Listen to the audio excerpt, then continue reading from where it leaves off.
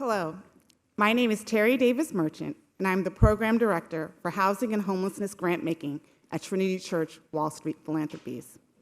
It is my honor to welcome you today to this symposium. This event is particularly special because it is the first time that we are hosting an event for one of our grantees here at Trinity Commons.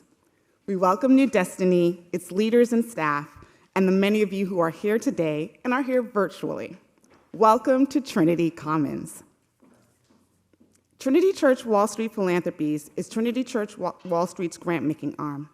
We are committed to using our grants and mission-based investments to end the cycle of mass homelessness in New York City. We view our grant-making through the lens of 3 pillars: lead, prevent, and liberate. LEAD acknowledges the importance of strong advocacy for innovative housing solutions, as well as narrative change that can move public discourse towards compassion for our neighbors experiencing homelessness. Prevent seeks to support upstream solutions to prevent homelessness, as well as to encourage the development of much-needed affordable and supportive housing. Finally, our grant-making around our Liberate pillar supports the development of housing and reentry programs for justice-involved and formerly incarcerated people. Last year, we were able to make more than $14 million in grants to over 50 organizations, including our host for today, New Destiny Housing, who we are very proudly funding for this year. We know that domestic violence is one of the main drivers of family homelessness in New York City. And we also know that to combat this issue, we need housing that addresses the special needs of survivors and their families. We need a multi-pronged approach that acknowledges all of the different facets of these families' lives. New Destiny serves this community by being both a tireless advocate and service provider, but also an experienced developer of permanent, affordable, and supportive housing. As one of the co-conveners of the Family Homelessness Coalition, New Destiny works tirelessly with their partners to amplify the needs of homeless families, especially those that have experienced domestic violence.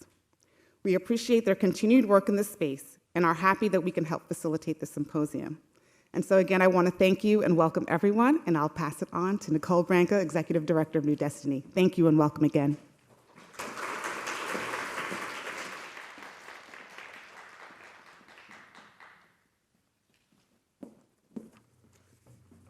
Good morning. I'm Nicole Branca, Executive Director of New Destiny Housing, and it's so wonderful to see your faces. I've seen you all in little teeny boxes for 2 years, and it's just, there are no words to express how happy I am to see you all. And to our 250 people streaming live today, welcome. We will be going through some housekeeping items and things that you do not need to listen to. I'm sorry now. But it's really great to have this hybrid model. So first, I have to start with our thank yous. This would not be possible without Trinity in this beautiful space, so thank you to everybody here from Trinity. Our sponsors today, Avalon Bay, Apple Bank, and Enterprise. All of our incredible panelists that are here to share their wisdom with us, and especially the women who will be sharing their stories today. I'm especially happy to have them here with us. And then to my staff, we have about a dozen staff that made this possible, and a very special shout out to Gabriella Sandoval Requena in the back. I would like a round of applause for her.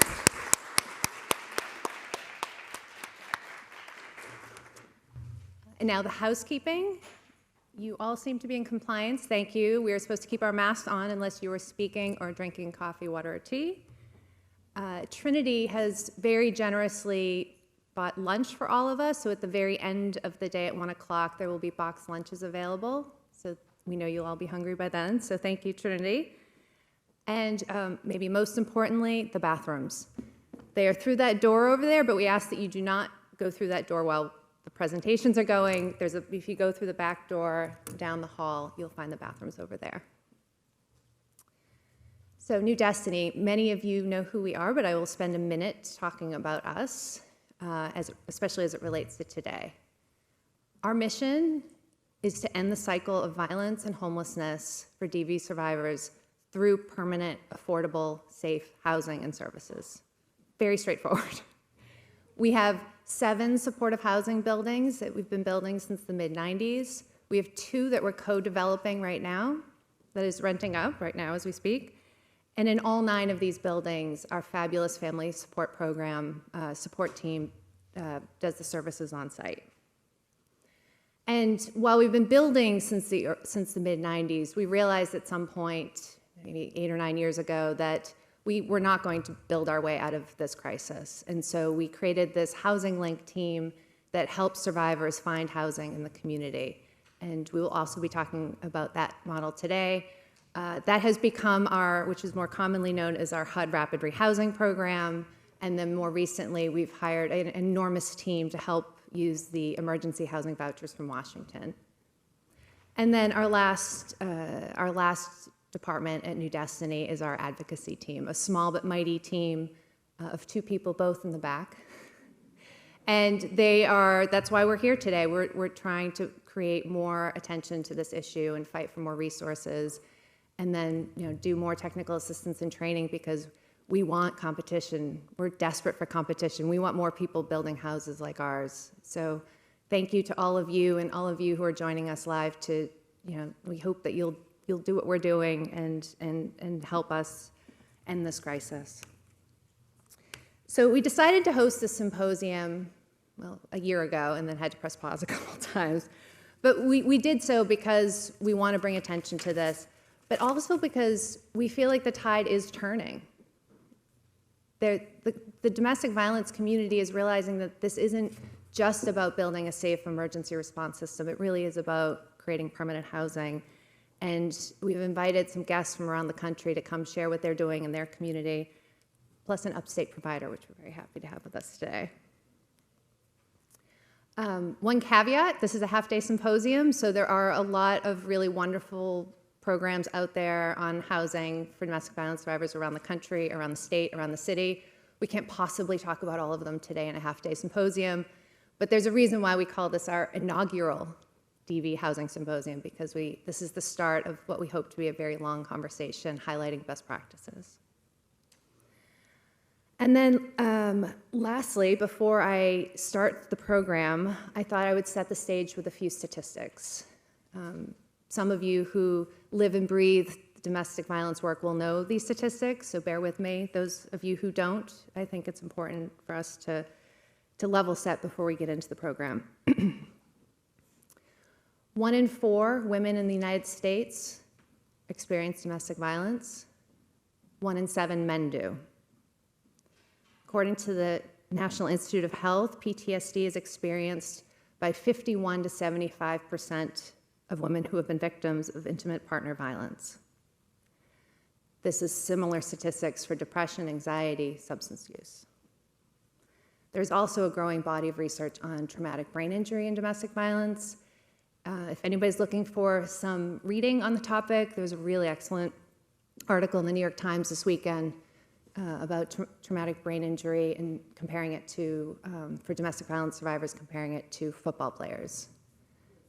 For those of you who don't read it, I will give you the short version. We're at more risk because our necks aren't as large. And we're not wearing helmets. And then a couple New York City specific statistics. 1 out of every 6 homicides in New York City is domestic violence related. Domestic violence is the #1 reason for family homelessness in New York City. Prior to COVID, the rate of people going into the general, we call it our DHS, but our general shelter system was 19,000 people a year were going in specifically because of domestic violence. And that does not include the domestic violence shelter that we have, where thousands more families cycle in and out each year. And then for them, 1 out of 2 of them exit that shelter for another shelter because we don't have enough housing. So these stats are very depressing. But I promise you, you will be as inspired as I've been preparing for this symposium by the stories, the programs, the people who are here today to share what they've been doing on the ground and just the way they're changing lives every minute of every day. And so with that, I will introduce our first speaker, who is not here, but has recorded remarks for us, Jeff Olivet, Executive Director of the U.S. Interagency Council on Homelessness. I am going to do brief bios, bear with me. We did send you links. They are on our website, but we don't actually want you looking down at your phones and clicking through your computers while we're doing this presentation. So I'm going to give very brief bios on everyone.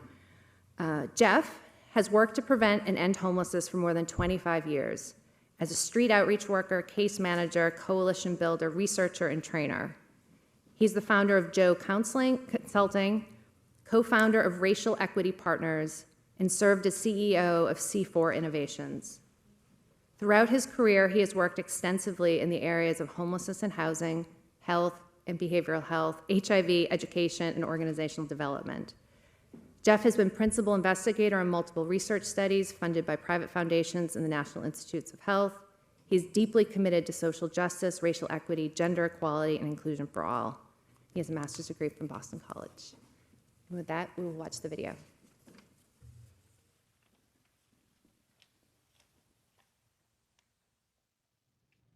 Hi there. I'm Jeff Olivet, Executive Director of the U.S. Interagency Council on Homelessness. We're a small but mighty federal agency dedicated to coordinating all of the federal government's work around homelessness to point in a single direction, preventing and ending homelessness once and for all in the United States. Of course, I'm very well aware of New Destiny Housing and Trinity Wall Street and your collective work to address homelessness and domestic violence in New York. I wish I could be there with you today, but please accept these words from afar as a point of encouragement, a point of connection with the work that you all do. We know that there's a deep connection between domestic violence and homelessness. We know that many people experiencing homelessness have also experienced family violence, and we know that many survivors of that violence are at elevated risk for homelessness. So we get the deep connection between these two things. When I was in the field, and I think this is true today, we see a real breakdown often between the domestic violence response system, the intimate partner violence response system, and the homelessness response system. And my hope for you all is that you can bridge those two worlds better than they're currently being bridged. We know that crisis housing works. We know that permanent housing with supportive services really works for a lot of people. And we know that folks need a lot of wraparound services, from childcare to transportation to job training to help with IDs and paperwork and finding new housing and all of that stuff. So keep doing the stuff that works. I also want to challenge you to bring a racial equity dimension to what you're doing. You may be doing this already, but we know that families of color, that households of color, that individuals of color are much more likely to experience homelessness than their white peers are. That doesn't mean there's no homelessness among white folks. Of course there is, but we know that homelessness disproportionately impacts communities of color. And unless we get courageous about those conversations, unless we really dig in to wrestling through what an equitable solution would look like, then we're going to be missing a major part of our solutions to end homelessness. Another challenge to you is to focus on prevention.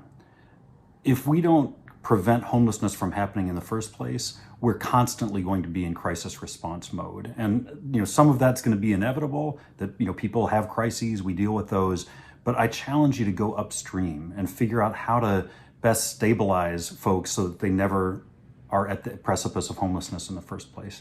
The other thing I'd like to challenge you to do is to create larger tables that bring together people with lived experience of the issues that we're working on, that bring together people of color with elected officials and policymakers and executive directors of organizations, so that the conversations are happening in solidarity and at larger tables that are more committed to power sharing between the folks who've traditionally held the power, held the budgets, decided what happens in programs, with those who are most affected by those policy decisions. We need bigger tables, we need better power sharing.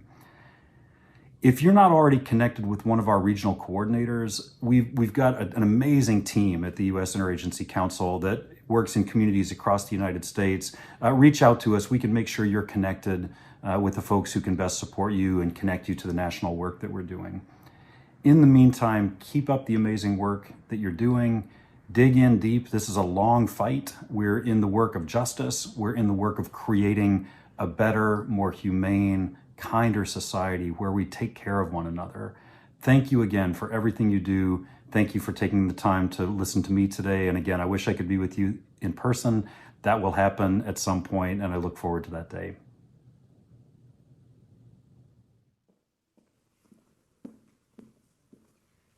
Jeff, if you're watching from DC, thank you for your words of support and for your call to action. This was the perfect segue to our first panel. I will ask that they come up now. Our moderator for this panel is Tracy Perrizo. Tracy is the program officer for the Leona M. and Harry B. Helmsley Foundation's New York City Health Program. In this role, she identifies and designs grant-making initiatives towards stabilizing health for high-needs patients in New York City. She currently manages their full portfolio of New York City grants. And prior to Helmsley, Tracy spent 2 decades working in domestic violence, including, as a little fun fact, in one of New Destiny's buildings. She was at Safe Horizon and worked her way up from social worker to associate vice president, and holds a master's degree in social work from Hunter College. And our 2 very prestigious panelists for this conversation are Commissioner Cecile Noel and Executive Director Kelli Owens. Cecile Noel was appointed Commissioner of the Mayor's Office to End Domestic Violence and Gender-Based Violence in October 2015. In her prior position as the Executive Deputy Commissioner for the Human Resources Administration Emergency Intervention Services, it's a mouthful, she oversaw expansions in both residential and non-residential services for domestic violence survivors across a network of 52 New York City-funded domestic violence shelters. She launched one of the first school-based domestic violence prevention programs in the country, which now operates in 94 New York City public schools. She is a graduate of Vassar College and holds a master's degree in social work from Columbia University. Welcome, Commissioner. Kelli Owens is the Executive Director of the New York State Office for the Prevention of Domestic Violence. It is the only executive-level gender-based violence state agency in the country. We hope that's not the case in short order. We hope we can get more states to do this. OPDV is responsible for advising the governor's office and legislature on gender-based violence policies and programs, training, and public awareness campaigns throughout the state, is working to ensure comprehensive domestic and sexual violence services provision statewide.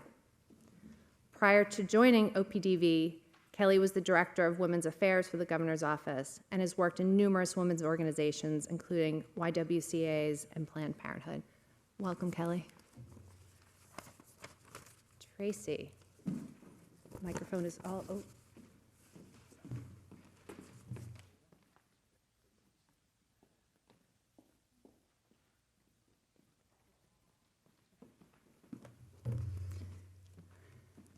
Good morning, everyone. It is really nice to see everyone in person.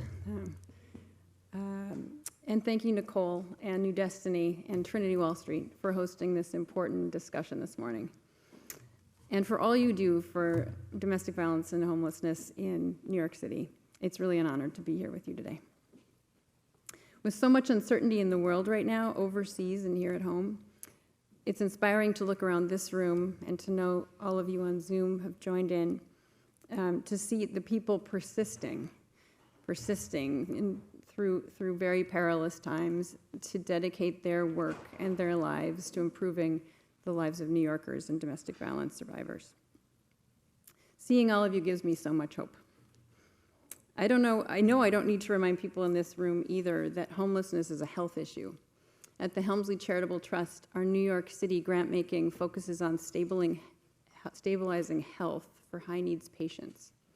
Some of those patients are in the shelter system, and many are there because of domestic violence, still a leading reason for homelessness, as we heard this morning. For some of the 78,000 people experiencing homelessness every night in New York City. And because it's morning, I want to do a little of the math Nicole was doing. That's 1 in every 100 New Yorkers, if you think about it. And we know that experiencing either homelessness or domestic violence adversely impacts health, both together even more so. This is a national crisis, and as Jeff mentioned this morning, we've seen increasingly during the pandemic that it's disproportionately affecting women of color due to systemic racial and gender inequities. With domestic violence shelter population that's looking almost to be 90% women of color, from communities hardest hit by COVID, these inequities are more critical than ever to resolve. Resolving inequalities, reducing homelessness and domestic violence, and addressing a lack of affordable housing is quite an undertaking. But with the experience and determination of change makers like you all in this room and on the Zoom line, together with the right supports, we can actively make a difference. Critical to those solutions are policymakers who create opportunities for change and policymakers that really listen. We're lucky today to talk with these two accomplished women, both dedicating their work to ending domestic violence and homelessness. So let's get started. It would help if each of you would describe the services and the mission of your offices to everyone in this audience. Cecile, could you start? Sure. Good morning, everyone, and it truly is a pleasure to be here with you this morning. I want to first just thank New Destiny and Nicole doing just such an amazing job in really leading this conversation and leading a dynamic organization. And I want to thank Trinity for their support, for their recognition of the importance of this issue. If we're truly going to end homelessness, we have to look at the impact of domestic violence, of homelessness and domestic violence survivors, and we need to look at that whole continuum. So I just want to thank everyone who gathered here today and everyone on the Zoom. This conversation is truly important if we are to move the needle and really change the trajectory for families impacted by this issue. So with that, our office, the Mayor's Office to End Domestic and Gender-Based Violence, was established in 2001 as the Mayor's Office to Combat Domestic Violence. And in 2018, by executive order, we really expanded that mission to be more than that. Those of us who work with survivors understand that survivors present with their whole selves, with lots of issues of which we're just often just dealing with the tip of the iceberg. That is the situation of the moment, that may be intimate partner violence. Family violence is often an issue. Sexual violence is often an issue. And if we are really to be trauma-informed and client-centered in our delivery of services, we need to be able to deliver services across that continuum. We need to be able to think about policies across that continuum. Survivors present, and they don't want to be taken apart the good way that government can often do. We can deal with this part, but not necessarily all those other parts in this office. So the last administration really saw fit to think about an office that can coordinate these issues across city agencies with the community providers to think more holistically and collectively about how we deliver services to survivors and those impacted by all of these issues.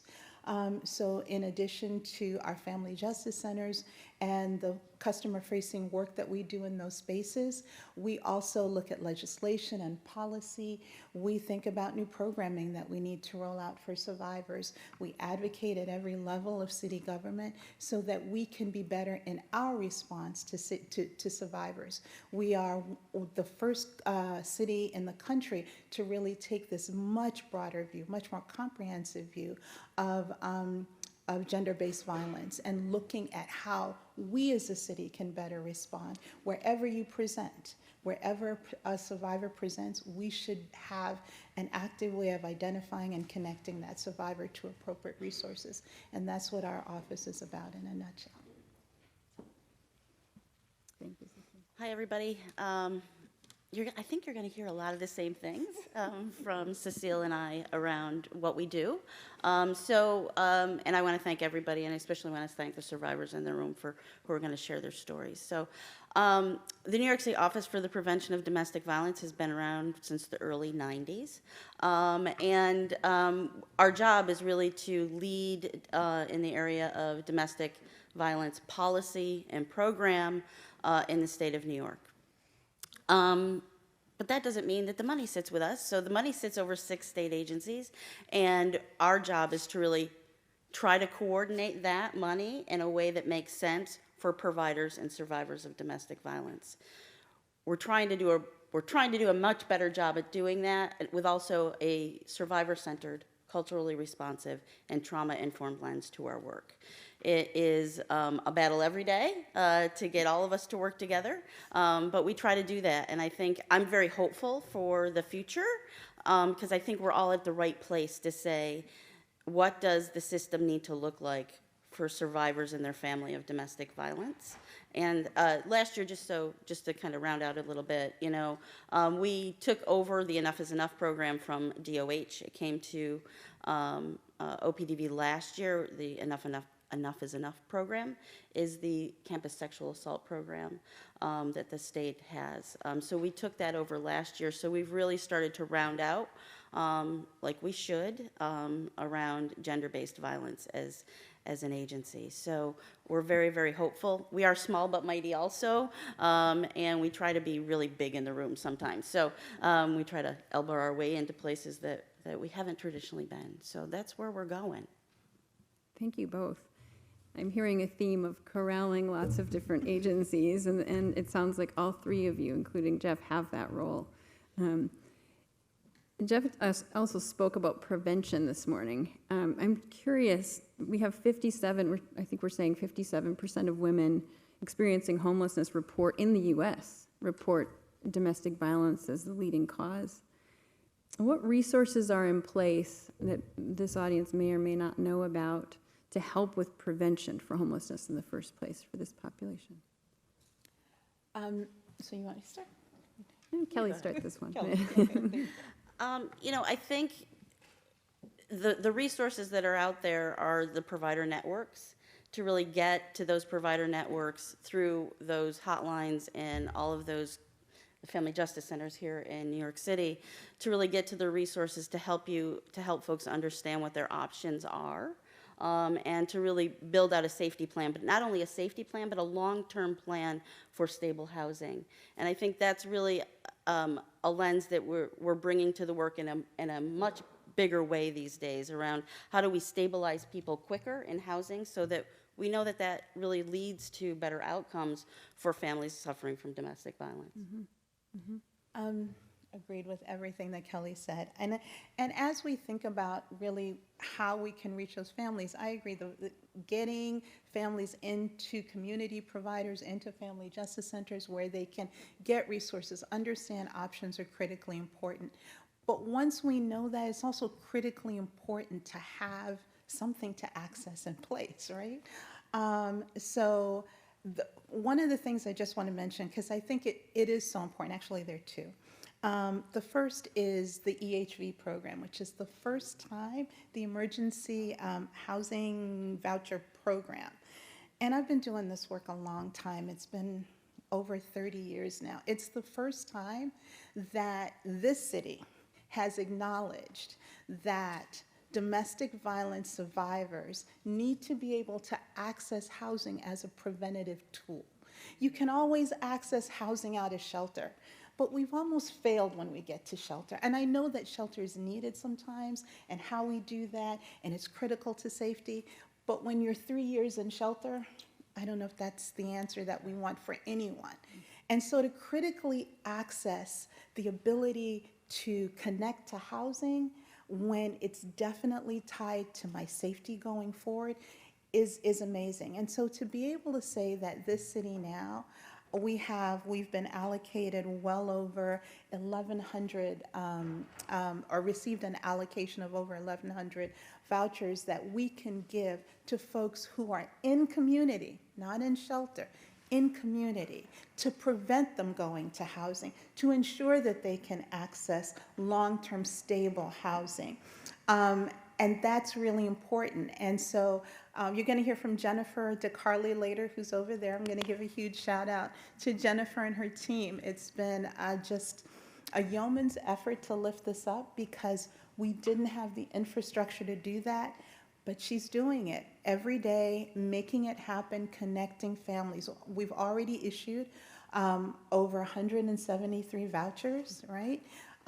With the help of New Destiny and their terrific program, we're going to connect them to housing from community. These are not families in shelter. These are families in crisis that are going to be connected to good, stable housing. And I want to underline that. Good, stable housing.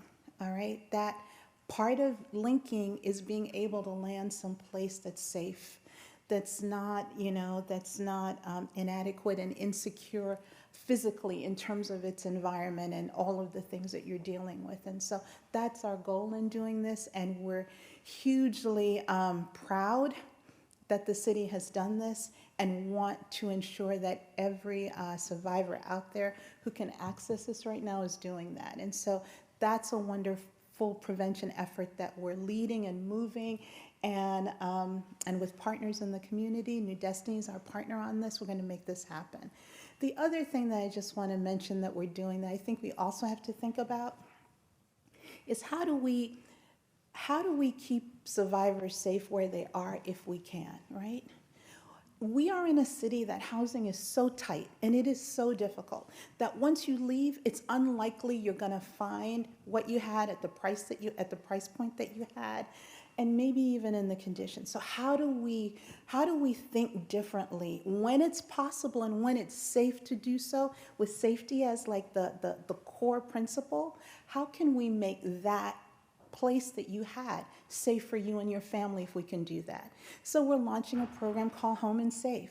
It's all about how we bring services in, right? So we're connecting you to a community-based service provider. We're changing the locks on the door. We're putting window guards if we need. We're looking at this space and how we can make it safe for you, and also making sure that we're connecting you to a provider in the long term and giving you that alarm pendant so that it's connected to, to folks that you trust that can respond, or law enforcement if that's your answer. But we do have to think differently. We're in such a tight city, and thinking about how we can, in fact, where possible, because this is not appropriate for everyone, but we want to have more tools in the tool bag that we can choose from. So for some families, this could be a good answer. For another, it might not be. And the other thing I want to throw out here is that we have to think about low barrier access to resources and cash if a family needs that, to be able to make a decision about what can be safe for that family without jumping through the many, many hoops that we tend to put in place for a family to access and make that change. We did that over COVID, and what we found is that families, for the most part, are making really, really important decisions that relate to their housing, like buying a refrigerator because this one's broken, without going through the many hoops that other systems can, may give the money for, but I need it now.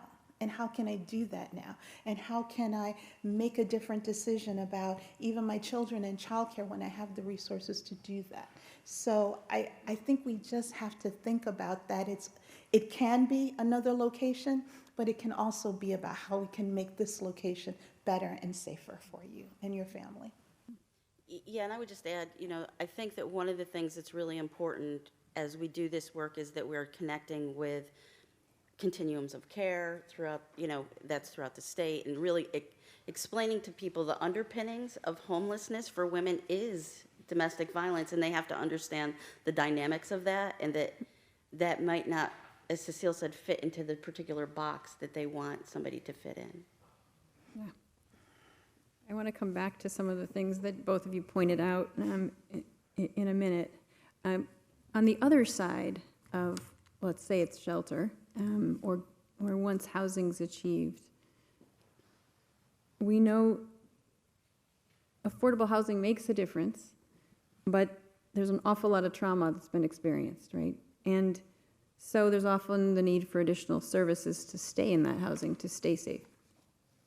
Can you speak to what services and assistance are working now, and then what resources are available people may or may not know about for that? You go. Definitely connecting to community providers and thinking about how we can link that, knowing the options in community to be able to support survivors, being able to ensure that when survivors move into a new neighborhood, a new apartment, that we're connecting them. We are a big city, but we're really a little city. We're a city of neighborhoods We're a city of, I know where I get the best this in my neighborhood. I know that. Put yourself in the shoes of a survivor who's now picked up from one neighborhood and dropped into a completely different neighborhood. How are we helping to make those connections that are so important? If in fact this is where you need to be safe, then we have an obligation to help you make those connections. We think about childcare. I used a community childcare provider down the street because I heard from someone else that this was a great place and Mommy Doris was wonderful. Her name was wonderful, right? And that was my childcare provider. These are real things. It's not the big, big childcare center down the street. It's the lady, it's the grandma down the street who's doing this. And how do we help survivors who are often transferred into communities that they don't know, be it because that's the safest place to be right now, to make those connections, to understand the resources that are available. That's a critical role of community. That's a critical role of all of you who do this work every day, to ensure that they understand those options, to understand that we're connecting them in every way so that they can access those places easier in the communities that there are. And then when there are problems, where to go.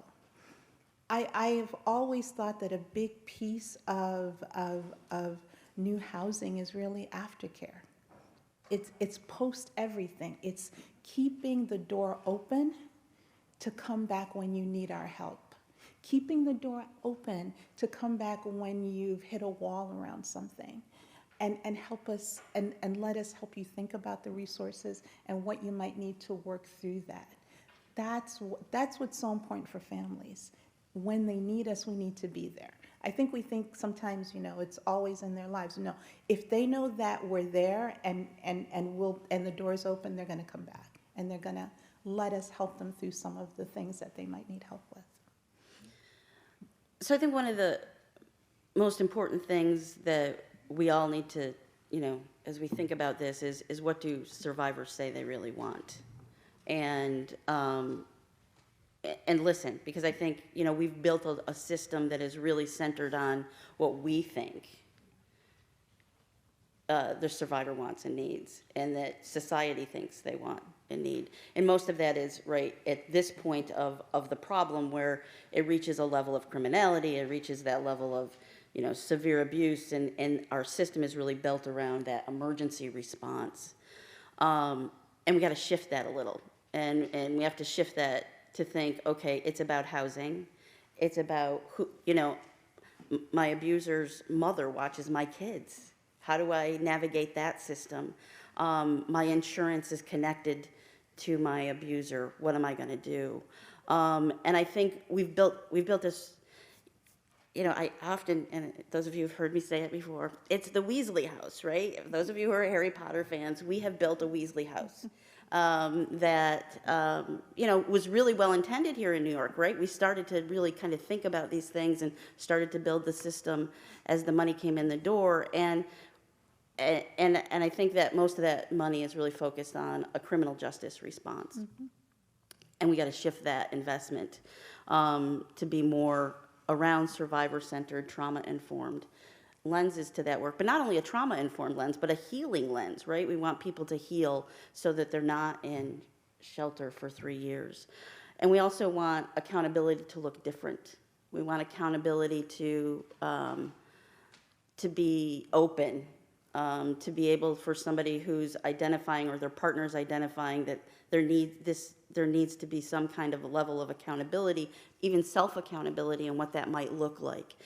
So I think, if we really start to kind of shift the way society has been looking at the issue, and a lot of the money flows that way, because we like to talk about the horrible stuff, and all of it's horrible, but the stuff that leads to that horrible stuff is really where the investment and the change has to start that kind of prevention work. Yes, thank you. I think I'm also hearing a theme that we've been hearing in the funder world too, and it certainly is reacting and responding to the voices of people living with lived expertise who know what they need. If it's cash for a car because that'll solve the first problem, then that's a legitimate need, right? It's not It's not our decision what's legitimate. So I'm hearing that theme throughout all these different levels of government panelists, which is very encouraging. We know the pandemic's also had a devastating impact on people experiencing domestic violence, and particularly, as we've heard several times already this morning, on communities of color. Are there any particular initiatives that you've seen or would like to see that are encouraging to address these intersecting disparities? Cecile, do you want to start with that? Sure. So OPDV over the past year has really looked to expand the voices that we bring to the table. Over the past year, we've really done some survivor listening sessions throughout the state, specifically around communities of color and the LGBTQ community, to understand what their experience is. And a lot of them aren't system-involved folks, people that have not used the provider system or the criminal justice system, and we're learning a lot. We have a report that's out that I encourage you all to read. It's on our website if I didn't send it to you directly. And I think that, what we're learning from those are a lot of things that I spoke to around accountability and what that should look like. What are the housing options it should look like? What should our shelter guidelines look like? I mean, should our shelter guidelines really say if I were, if I want to go see my mother, that I lose my bed? All of those things that keep people from moving forward or looking for the assistance that they need. So we're trying to do it. We're really being intentional about our work around that and trying to share the knowledge that we learn and want to partner with anybody who wants to partner with us about how we can do better and listen.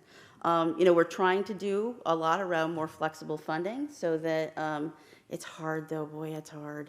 And it's hard to get everybody to, even when advocates are asking for money, don't ask for money that has the same confines around it. Let's think about, especially if you're asking for state dollars, think about that. Don't impose, don't ask for money that continues to have some of those things that we all deal with every day about how we get funded. So, I think we all have to really start to think about, let's think if we could start from scratch, what are the things we would ask for? And start to ask that way, because I think there's an opportunity for us to really rebuild a system that, could work for everybody.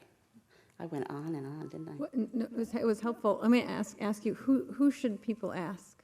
Who should And how you said ask in a different way. Can you Yeah, just give a so I little think more you should ask everybody. Yeah. I think, I'm willing to listen and to bring ideas forward. I am all about, how do we make this system better and hear from the voices who do that. I think we have a governor in the state of New York now who, her mother started work in this area.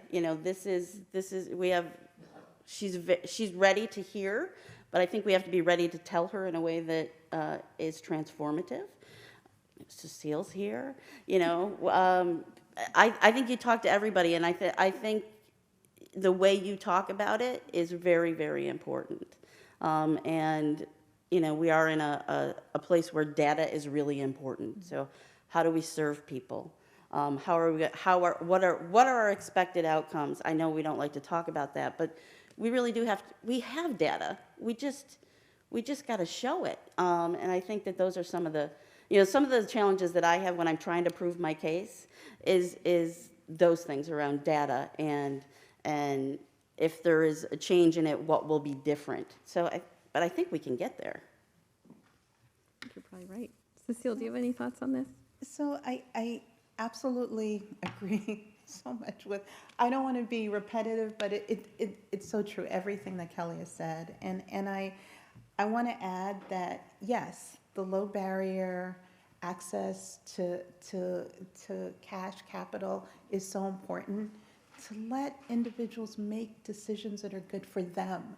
I think we've been in this caring role. I care for you, I tell you what you need. No, survivors have a voice and they know their experience, and they should tell us what they need, and then we should be able to help meet that need in some way and be able to step back when they don't want us in their lives, right? Be able to step back and be guided by their voice, I think is so true. We are zeroing down and looking at our work, I think, overall in the communities that are most impacted. So we have been using a tremendous amount of data, and I would encourage all of you to go to our website. We've been looking at the disparity when we look at just even DIRs that are in the city, and which are the precincts that are reporting the most, and what do they look like, and the impact on communities of color across the board. And that's really is the guiding force that's launching so much of our programming. We have a family violence piece, which we never really talk about in DV world, right? Family violence is a reality, and it is a part of this continuum as well. And we'll be launching a family violence program in the most impacted communities, and the program will be community-based. So it will be around non-criminal justice kinds of interventions that we can bring to families, so that the answer isn't always, let me take my 2 children up and go to shelter. How can we take a look at what's happening here and manage it in a different way? That's something we've learned from that we're launching and we're thinking about. We're also looking at how we deliver services in a new way. The pandemic has taught us all a lot. It taught us all a huge amount of how we deliver services. And going forward, we have to listen to survivors, and we have to learn from those lessons to adjust our service delivery and how we do that work in community and with survivors. I say it often. If you asked me 5 years ago, could I do a safety plan on the phone? I'd be like, no, I have to see the survivor. It has to be in the chair. We've all collectively learned how to do that, haven't we? Right? Figuring out when it's safe, listening for the cues, doing all of those things to really ensure safety and connection to services. And I really encourage us to take those lessons with us into the future. It's not just about the pandemic and that portion. It's how do we take what we've learned to really make our service delivery that much stronger, that much better. Thank you. I think that's a perfect segue into the next question, and that's about what we've learned and what we've gained, believe it or not, after this last 2 years. One thing that's exciting is that the state and the city are sitting nicely together in all different ways in New York, which you I will didn't just know say, it. that's great for this state and the city. So, but can you please each tell us a little bit about what you see as the opportunities with new leadership at both the state, local, and somewhat at the federal level, well, certainly the last year. What are the resources? What's available? What should people know about?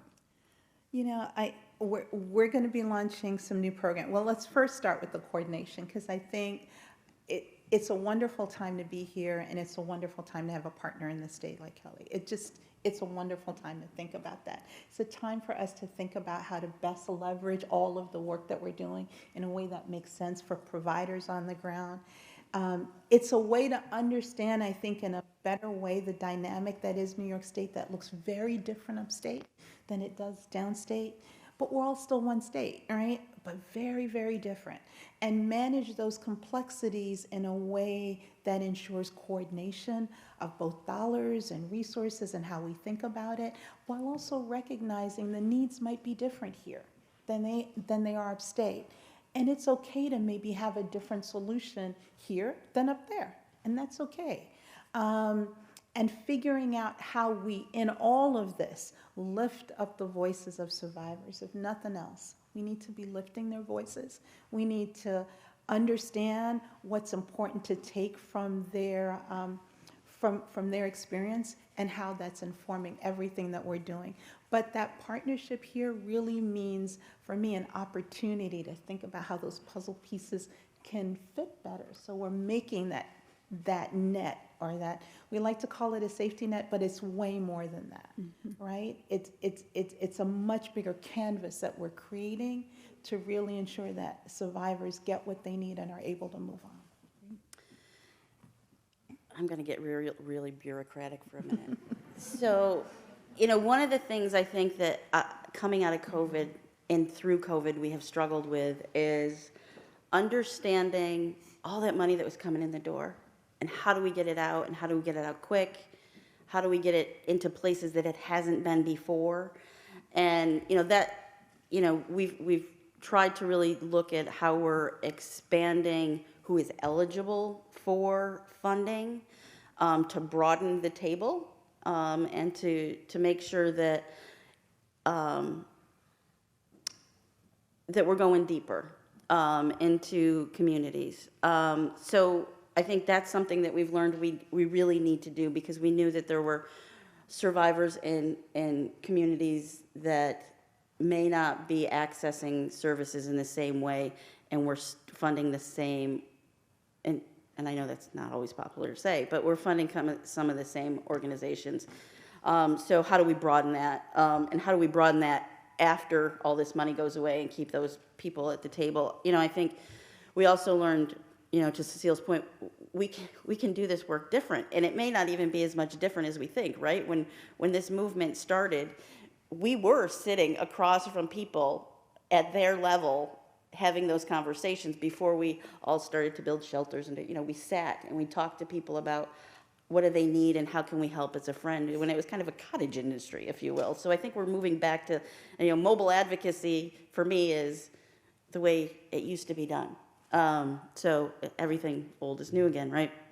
I think also through the pandemic, we learned that there is an incredible need for cooperation and constant communication, right? It was incumbent upon me to know what was happening. I was being asked daily what's happening in the domestic violence community. Are shelters filling up? Are they not filling up? If they are filling up, what are we doing? I was being asked constantly about what was happening. So we had to establish real-time communication so that we would know what the field looked like during the pandemic. I don't think that should stop. I think that constant communication, although it was very tiresome, was very helpful to us to really build a case for where we need to go. Now, does it have to be every week? No, because I don't think you all want to see me in a little box every week. But I do think it's very helpful to have that real-time communication so that we can react together and in a coordinated way. So those are some of the, and we also learned that everything couldn't be shelter, and everything couldn't be criminal justice response. Mm-hmm. So we learned what we already knew, I think, and how it kind of forced our hand a bit. Mm-hmm. Thank you. I think we're at a time for our panel discussion, but we want to leave a little bit of time for people's questions. And so, thank you both for all of your great answers. Does anyone in this audience have questions for either the commissioner or for Ms. Owens? Please, there's a microphone right behind you, or you can use your voice if it's loud enough. So my question is for you, Cecile. We're from upstate, so we're a smaller community. How are you advertising and getting the word out, so to speak, to your survivors locally? Okay. So we have a number of ways that we do that. We have in New York City over a network of 100 different community-based providers across the spectrum of gender-based violence. We blast them. We have them on blast. We have our website, right? We also have NYC Hope, which is a resource portal that we launched in 2018 or 18. That really is a resource for not only providers but survivors looking for information in their community. We understand that we're not always the answer, nor do we want to always be the answer, but we want to make sure that a survivor gets the answer. And if that can be an answer in their community, that's what NYC Hope is about. It's about making that connection, as well as just understanding how you can help a friend. Understanding, this is what domestic violence is, this is what it means, this is how you can help a friend. So it's all of that. And we also have a public service campaign that we launched, and we continue to relaunch and put that up on Twitter and Instagram and Facebook, which we're finding is the way people communicate now. We did, huge posters on the subways and blah, blah, blah, but, we actually get more when we do all of those social media ways of getting our information out. So, okay, new one. I have to do a dance or something, but we can do it together. We can do it together. There you go. Just a little one. But we understand it's just an amazing campaign that we invested in, and we've gotten a lot of use out of that campaign. just in intervals. And it's seen, but I want to say the big thing we've learned is social media is the way to get information out. Social media is the way that folks want to connect with us. And so we're trying in every way to learn how to be more, to do it easier, to do it better, to think about it in those terms. So that's what we do. Thank you. I think we may have some questions coming in online as well. Yes, Carol Corden is actually joining us, the former executive director of New Destiny, and she asks the panel to consider the question, what are 2 critical initiatives that the city and state can adopt or expand to reduce homelessness due to domestic violence? So, why don't you start? Yeah, I think one of the things that is a goal for us is how to make funds more flexible, and how do we do that is difficult. But I think we share that goal of making more funds flexible so that people can do what they need to do with the funding. How providers can help counsel around how that funding can be used. So that's one idea. You take another one. I want to ensure that the EHV vouchers that we have now are not just a one-time thing. Think about how long Section 8 has been in the city. This is the first time that we are able to access Section 8 vouchers outside of shelter. We have to make sure that that continues and not just a one-off, oh, it happened, after the pandemic and they thought this was important. And we've heard all the statistics. Domestic violence is a driver. It's a driver of homelessness. What you're not hearing about is all of the homeless, all of the DV survivors who leave emergency shelter only to go into homeless shelter to then stay there and then maybe access housing and maybe not. How do we ensure that what is happening right now with this program only gets bigger and continues for the long haul? So now you've got 2. Do we want to do another one? Yes. I want to ensure that we have funding that supports survivors in community once they access housing. Somehow we think housing is the end all. It's wonderful, it's important, but having an open door for survivors once they, be it leaving shelter and accessing housing, maybe leaving, one from community and accessing housing, they need to have access to services, and we need to be able to fund those services for providers. And I'm using the big we now, government, ask many things of providers, and we need to be able to support them in delivering the best services possible. Thank you. And aftercare is really important. I call it aftercare, but it's just community services for survivors. And I'm going to put an old hat back on for a minute. It has to be a 30-second hat. So I'm putting on an old pink hat, a Planned Parenthood hat. I think that one of the, if we get really to the root, right, we have to start education around healthy relationships and all of that stuff at a very, very, very young level. And we have to do that, and we have to find a way to do that in New York State, across the state, so that we're doing prevention work when somebody is out of the womb.